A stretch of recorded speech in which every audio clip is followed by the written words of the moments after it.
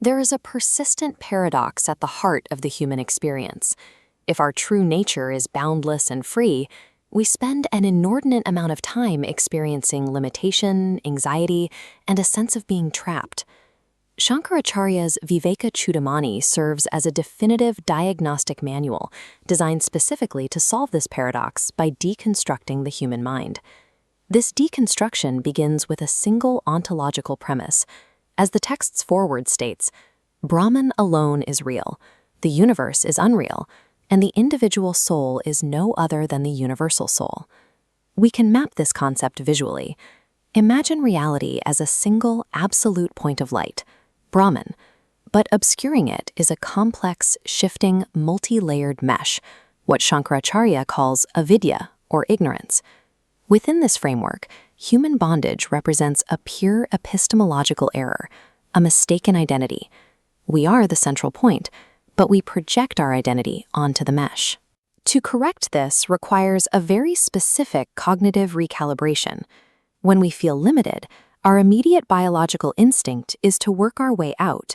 We perform rituals, we accumulate wealth, or we try to perform good deeds to balance a cosmic scale. Sankaracharya rejects this approach as fundamentally flawed. Shloka 6 states that despite scriptures, sacrifices, and rituals, there is no liberation without the realization of one's identity with the Atman, not even in the lifetime of 100 Brahmas. The logic is structural. Action occurs within the illusion. Performing good deeds might cleanse the mind of some impurities, but no amount of movement inside the mesh can alter the underlying reality.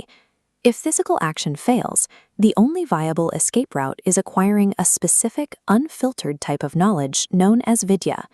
But absolute knowledge is inaccessible to a scattered mind. To grasp it, Shankaracharya mandates a strict, highly engineered cognitive baseline. Sloka 18 outlines the 4 means of attainment, noting that only when these are present can the devotion to Brahman succeed.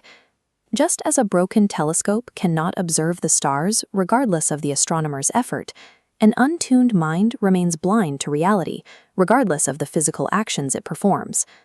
Tuning the mind requires building a 4-tiered cognitive architecture. This structure follows a strict sequential dependency. The foundational tier is Viveka, or discrimination. This functions as an ontological filter, far removed from the mundane decision-making of choosing between better or worse outcomes. Sloka 20 defines it as the firm conviction that Brahman is real and the universe is unreal.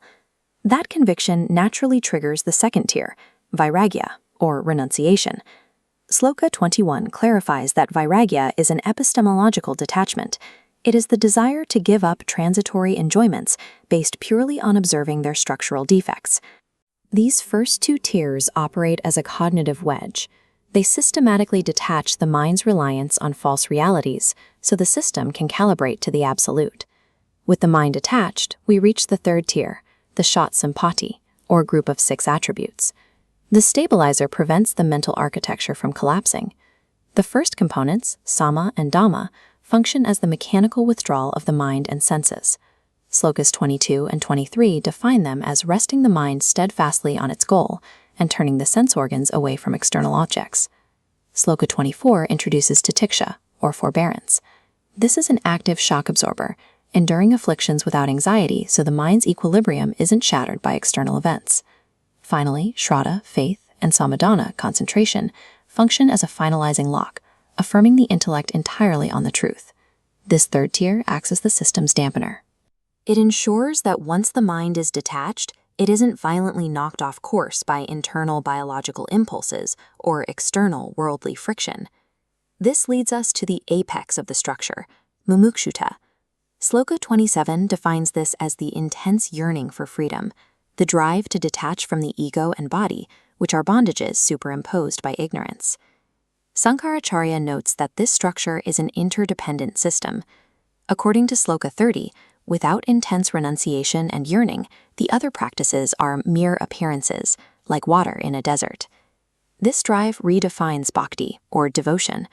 Sloka 31 moves it away from the worship of an external god and defines it strictly as the seeking after one's real nature.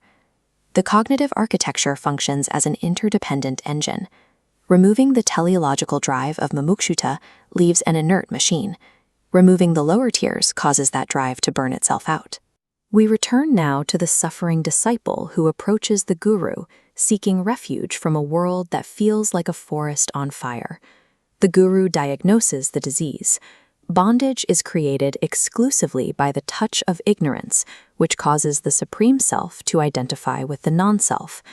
Mapping this back onto our model, the mesh of avidya forces the central point to mistake the mesh for itself. Because the enemy is entirely a cognitive error of misidentification, the solution cannot be physical. Escape is exclusively an epistemological process. The guru accepts the student who possesses the calmness and precision we just outlined. He explains that there is no actual death to fear, only a means to cross the sea of relative existence. The mechanism for this crossing is efficient knowledge, derived from reasoning on the meaning of the Vedanta. The completed 4 means of attainment provide the necessary friction. Processing the truths of the Vedanta through this perfected mental architecture creates a spark. That spark ignites a fire of knowledge, which instantly and completely burns up the effects of ignorance at their root. The 4-tier architecture of the Vivekachudamani serves as the prerequisite friction mechanism. It exists solely to kindle the singular realization that you were never bound to begin with.